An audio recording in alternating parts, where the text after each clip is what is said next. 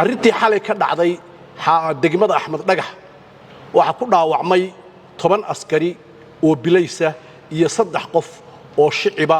waxa la boobay meherada ka ag dhawaa halkaasi waxa la burburiyay gaadiid wadada marayay waxa xidhmay isu socodkii gaadiidka ee degmadaas oo dhan arrinta xalay dhacday waxa mas'uuliyadeeda qaadan doonta ciddii arrintaasi ka dambeysay maanta way taariikhdu tahay 9 bishii 8 2025 ahna maalin sabtiya waxaanu kaga hadlaynaa halkan rabshadihii xalay ka dhacay degmada Axmed Dhagax mudaharaad in la sameeyo oo dadku ay soo bax sameeyaan iyo in lagu baaqo waxa uu ogol sharciga qodobka 12aad ee dastuurka qaranku waxa uu jidaynayaa in ay bulshadu isu soo bax sameyn karaan laakiin isu soo baxa ay sameynayaan waa inuu ahaadaa isu soo bax ay ogolaadeen hay'adaha sharciga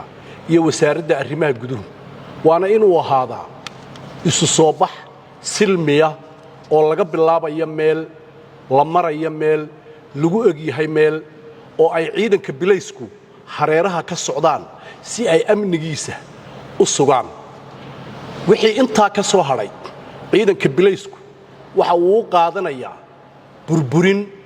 iyo boob iyo rabshado lagu waxyeelaynayo amniga dalka ciidanka bilaysku waxa uu u xil saaran yahay ilaalinta nafta iyo maalka iyo hantida dadweynaha muwaadiniinta reer Soomaaliland iyo cid kasta oo ajaaniba oo sifo sharciya ku joogta dalka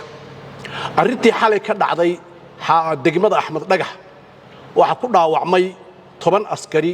oo bilaysa iyo 3 qof